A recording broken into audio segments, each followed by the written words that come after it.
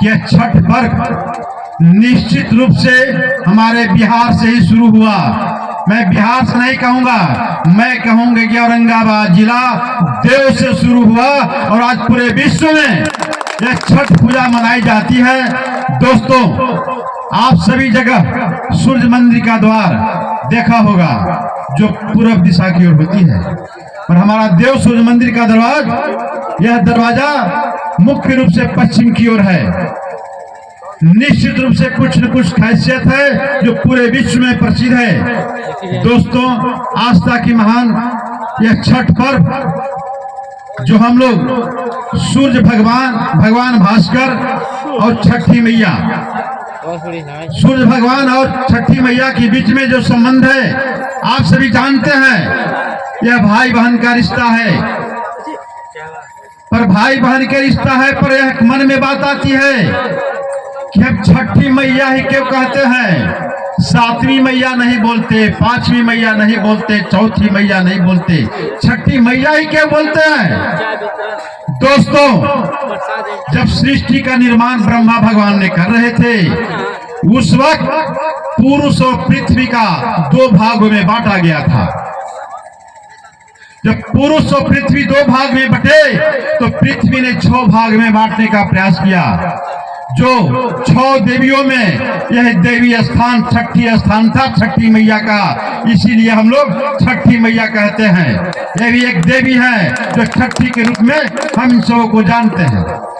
दोस्तों, यह आस्था की महान पर्व में बहुत सारी बातें हैं जो हम सब रात भर भी अगर आपके बीच इनकी बखान करूं तो हम सब नहीं कह पाएंगे। यह सूर्य भगवान एक साक्षात भगवान है जो हम सब एक आमने सामने देखते हैं, और सारी भगवान की हम लोग कथा कहानी पढ़ते हैं।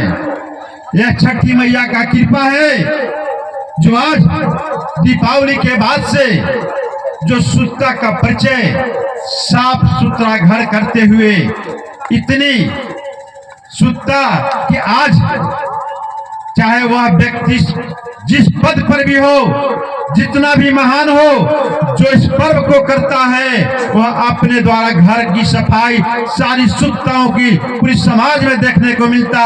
ये जो कतार में हम सब लगकर जो पूजा करते वहाँ कोई जाति धर्म की पहचान नहीं होती, वह किस जाति का है, वह किस धर्म का है, पूरी एक कतार में लगकर हम सब इस पूजा पाठ को करते हैं। और हमारी माताएं बहनें जो 36 घंटे की उपवास का जो पर्व करती है, मैं सूर्य भगवान से प्रार्थना करता हूं कि हे छठी मैया, हे सूर्य भगवान भास्कर, आप हमारे उन व्रतियों को शरीर में ऐसी ऊर्जा दें कि हम सबों को ही, पूरे बिहारवासी नहीं पूरे देश के सभी जीव जंतु के बारे में जो आप सब आशीर्वाद मांगती हैं और हम सब सुखी और संपन्न रहते हैं, यह सूर्य भगवान का ही देन है। जो धान का फसल, रवि, पेड़ पौधा जो भी देखते हैं, यह सूर्य भगवान अगर एक दिन भी न उगे तो सारी पौधाएं, सारी पेड़, सारी मनुष्य, जीव जंतु सब पर प्रभाव पड़ता है। यह है साक्षात भगवान सूर्य भगवान। दोस्तों, मगर हम कुछ वक्ताओं के पूर्व में भी सुना कि भक्त बनो, अंधभक्त मत बनो। हम सब मूर्ति की पूजा करने में बहुत ज्यादा विश्वास करते हैं, करना भी चाहिए, मैं भी करता हूं, मैं भी सनातन धर्म का हूं, मैं भी पूजा करता हूं, मगर माँ और बाप से बढ़कर इस संसार में कोई देवी और देवता नहीं है। दोस्तों,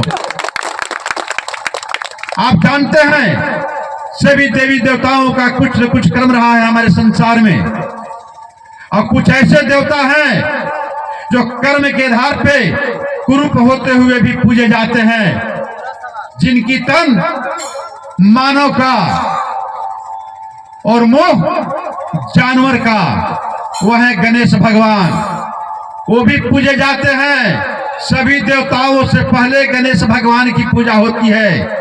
कहते हैं कि बहुत रूप वाले होते हैं, बहुत सुंदर होते हैं, बहुत अच्छा बोलते हैं, उनकी पूजा होती है। मैं कहता हूं कर्म करो, कर्म करता है उसकी पूजा संसार में होती है। दोस्तों, कहा गया है कि मूर्ति और मानव में कि जब बात सुनती है तो हमारे मानव रूपी जो विश्वकर्मा भगवान जो हम मानवों को एक संसार में बनाकर छोड़ा है, उसी प्रकार उस मानव में भी एक धरती पर कुम्हार जाति का मानव है, वह हमारे विश्वकर्मा भगवान से चैलेंज करता है, हे भगवान मैं आपसे कहीं अच्छा हूं।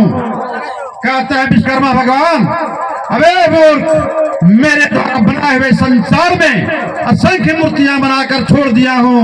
वह कुम्हार जाति कहता है, हे भगवान आपने भी असंख्य मूर्तियां मानव रूपी छोड़ा, मैंने भी असंख्य मूर्तियां बनाकर संसार में छोड़ दिया, पर